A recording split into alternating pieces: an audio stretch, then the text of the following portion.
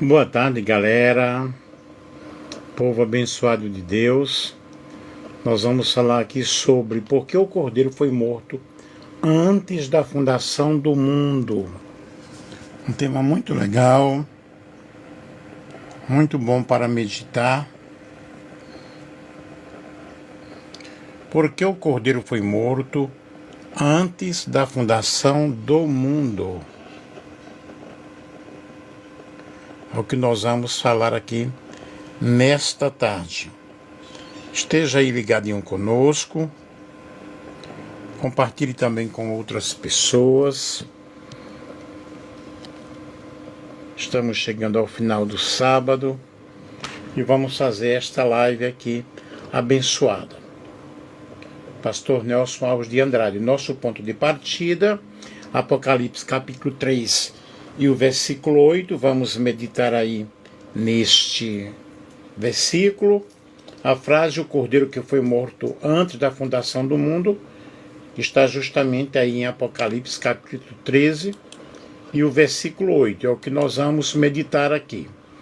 E a grande sacada aqui não significa que Jesus foi literalmente crucificado antes de criar o universo, mas que o sacrifício já era um decreto eterno, já era um plano estabelecido no coração de Deus antes de qualquer átomo existir. É como dizer, antes de existir o mundo, já existia a cruz no coração de Deus. Agora, por que Jesus ele é chamado de Cordeiro? Porque tudo na história bíblica, do Gênesis ao Apocalipse, aponta para um sacrifício perfeito, puro, voluntário e substitutivo. E o Cordeiro era o símbolo máximo disso. Mas vamos aqui fatiar direitinho para que você possa ver a beleza desse tema. O Cordeiro representa a inocência e pureza. O Cordeiro era um animal mais puro, era o animal mais puro, manso e indefeso. Na cultura hebraica, ele simbolizava inocência, pureza moral, mansidão, vida sem mancha. Por isso Jesus é descrito como o Cordeiro sem defeito e sem mancha, em 1 Pedro, capítulo 1, versículo 19. O Cordeiro era o sacrifício por excelência. No Antigo Testamento, o Cordeiro era usado nos principais rituais de expiação. No sacrifício diário do templo, 2 vezes por dia, um cordeiro era sacrificado. Êxodo capítulo 29, versículo 38 ao 42. Aí nós vemos aí o cordeiro pascal. O sangue do cordeiro livrou Israel da morte no Egito. Êxodo capítulo 12. Jesus é chamado de Cristo, nossa Páscoa. 1 Coríntios capítulo 5, versículo 7. O cordeiro substituto de Abraão e Isaque. Deus fornece um cordeiro para morrer no lugar de Isaque. Gênesis capítulo 22, versículos 7 ao 14. Aqui nasce a teologia do substituto. Esses rituais eram sombras. Jesus é a realidade. O cordeiro representa substituição. No sistema sacrificial, o cordeiro morria no lugar do pecador. Isso é o cerne da cruz. Por isso, João Batista, ao ver Jesus, diz: eis o Cordeiro de Deus que tira o pecado do mundo. João capítulo 1 e o versículo 29. Eu fiz até aqui, eu até coloquei aqui uma figura de um cordeiro, até bonitinho. Vejam aqui. Eis o Cordeiro de Deus que tira o pecado do mundo. Estão compartilhando aí, pessoal? Vamos compartilhar? E no sistema sacrificial, o cordeiro morria no lugar do pecador. Jesus é o cerne da cruz. Por isso João Batista ele disse: eis o Cordeiro de Deus que tira o pecado do mundo. Nisso ele está dizendo, esse é o sacrifício definitivo, o que todos os cordeiros anunciaram. O Cordeiro de Isaías capítulo 53. Isaías descreve o Messias como o cordeiro levado ao matadouro, Isaías capítulo 53 e o versículo 7. Essa é a imagem de alguém que não resiste, não reclama, entrega-se voluntariamente, morre pelos outros. E Jesus cumpre isso perfeitamente. 100%. O Cordeiro de Deus é manso, mas ele vence. E no Apocalipse explode o significado. Jesus é chamado de Cordeiro mais de 25 vezes.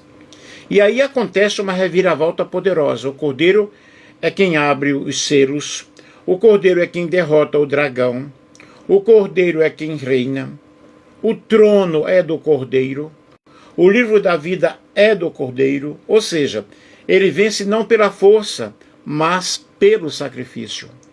O poder de Deus se manifesta na salvação e não na destruição. O título Cordeiro resume toda a obra de Cristo.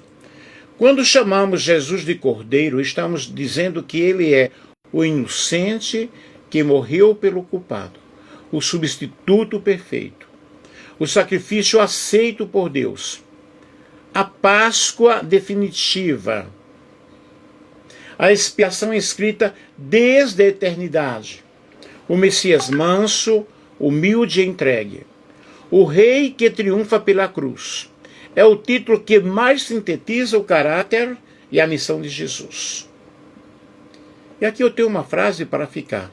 Jesus é chamado de Cordeiro porque ele é o sacrifício perfeito que Deus mesmo providenciou para salvar a humanidade antes da fundação do mundo. E a pergunta que não quer calar, por quê? Porque Deus já tinha decidido isso antes de criar tudo. Porque Deus não é pego de surpresa. O clássico aqui é que Deus é onisciente. Ele sabia da queda, sabia da serpente, sabia de Adão, sabia do pecado, sabia do caos que o livre-arbítrio poderia produzir. Porquanto o plano da salvação não é portanto, o plano da salvação não é um improviso. Não é Deus dizendo, ixi, deu ruim. O que faço agora? É um projeto eterno.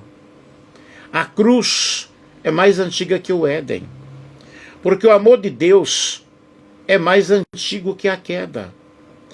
E essa aqui é a parte mais perfeita, mais linda, mais bonita. Se o sacrifício é eterno, isso significa que o amor sacrificial de Deus não é reação ao pecado. É parte da natureza divina, porque Deus é amor. Deus não começou a amar depois que o homem caiu. A cruz é a expressão de quem Deus é desde sempre. E amor verdadeiro é amor que se doa. E João 3,16 diz que Deus amou o mundo de uma tal maneira que deu o seu Filho unigênito, para que todo aquele que nele crê não pereça, mas tenha a vida eterna. Então, é um amor doador. Porque a redenção faz parte do propósito da criação. Essa é a teologia pesada, mas extremamente profunda. A criação tem um propósito: revelar a glória de Deus, manifestar seu amor, trazer filhos para a comunhão, triunfar sobre o mal pela justiça e pelo amor sacrificial. Então o plano de redenção faz parte do propósito de Deus e do próprio motivo da criação. O Cordeiro Eterno e a lógica. Vejamos aqui sobre o Cordeiro Eterno e a lógica da aliança. Na teologia bíblica da aliança, existe algo chamado Pacto da Redenção ou Pactum Salutis. Não aparece com esse nome na Bíblia, mas é deduzido de texto como João 17, Efésios capítulo 1, Hebreus capítulo 10. Segundo esse entendimento, no conselho eterno da Trindade, o Pai decreta salvar. O Filho se oferece como sacrifício. E o Espírito Santo aplica a salvação ao coração. Ou seja, a cruz é um acordo eterno dentro do coração de Deus, dentro de Deus. A cruz é o centro da história, até para Deus. Muita gente acha que o centro da Bíblia é o Éden, mas não, o centro é a cruz. Tudo antes dela aponta para ela, para ela. Tudo depois dela nasce dela. Mas em Deus, ele sempre existiu, ela sempre existiu como propósito eterno. O símbolo sacrificial começa no Éden. Se o Cordeiro é eterno, faz sentido que o primeiro sacrifício no Éden, para as vestes de Adão e Eva, apontava para ele. O Cordeiro de Abel apontava para ele. O Cordeiro Pascal apontava para ele. Os sacrifícios levíticos apontavam para ele. O Cordeiro de Isaac, o substituto, apontava para ele. Isaías, capítulo 53, descreve sobre ele. Toda a Bíblia faz uma linha reta até o Cordeiro Eterno. Você não é salvo por acidente. Sua salvação não começou quando você aceitou Jesus. Ela começou antes de o mundo existir. E assim mesmo fala sobre a escolha. De qual forma fala sobre a escolha? Ele me escolheu antes de eu haver nascido. Antes da fundação do mundo. Deus não te amou porque você mudou. Você muda porque Ele te amou. Glória a Deus. O amor de Deus não depende da sua performance. Ele é eterno, decidido antes. Por isso fala sobre a eleição, né? A graça não é um plano B, é o plano A, eterno. Então Deus fez um plano e esse plano ele executou. Ah, não, vou fazer um plano A, se não der certo eu faço um plano B. Na realidade, a graça é o plano no eterno propósito de Deus, a salvação da humanidade. O sacrifício de Cristo é suficiente, é perfeito e final. Se Ele é o Cordeiro Eterno, nada pode anular o seu sacrifício. Nenhum pecado é maior que uma decisão eterna de Deus. A lógica do Cordeiro Eterno. O Cordeiro não precisou nascer para começar a ser Salvador. Ele é o Salvador desde a eternidade. A cruz não é tragédia, é propósito. O sacrifício não é derrota, é revelação do eterno amor de Deus. A redenção não é reação, é plano eterno de Deus.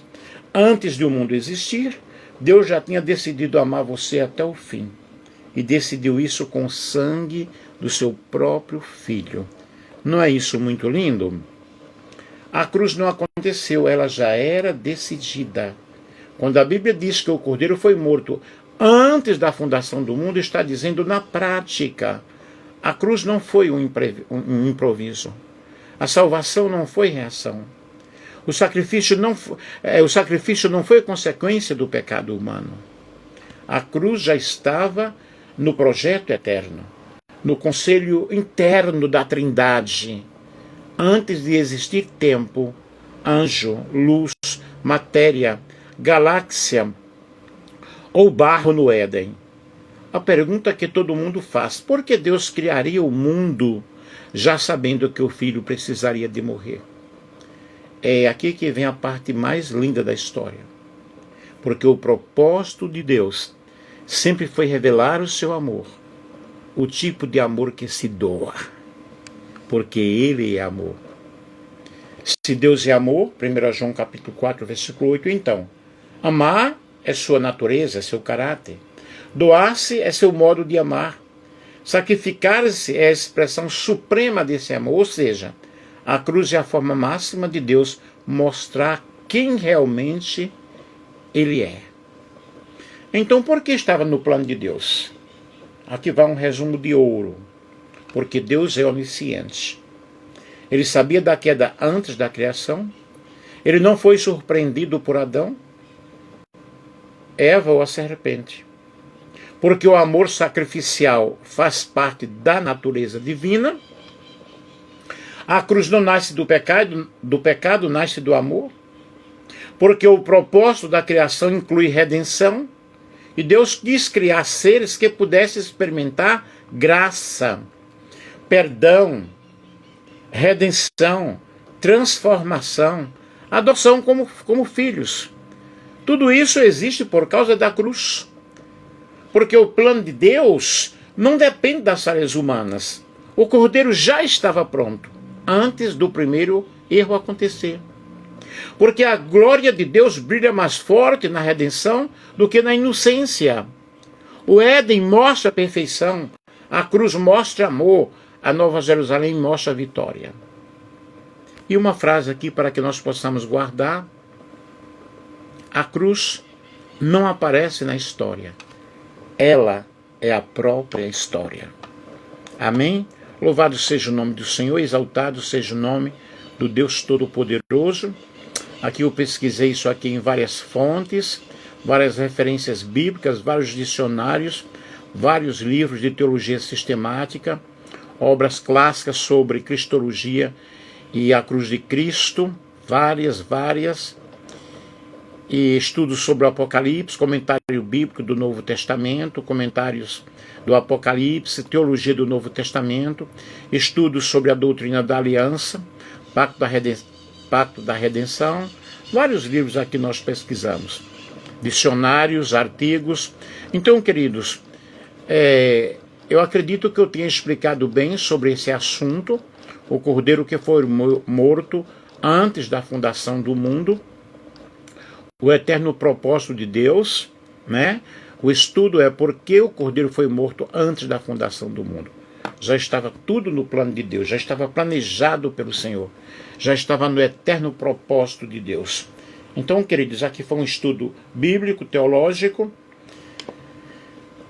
para que nós possamos compreender, né, essa essência gloriosa, esse versículo tão maravilhoso, esse decreto de Deus. Antes de existir o mundo, já existia a cruz no coração de Deus. Os nossos pecados já estavam perdoados também nesse sentido, porque o Cordeiro, ele perdoou os nossos pecados, né? Isso no eterno propósito de Deus. E que você possa abrir o teu coração e deixar a luz de Cristo invadir a tua vida, invadir o teu coração de uma forma maravilhosa, de uma forma especial. Para a glória de Deus, eu agradeço por você ter participado aí. Que Deus em Cristo abençoe a todos, em nome de Jesus.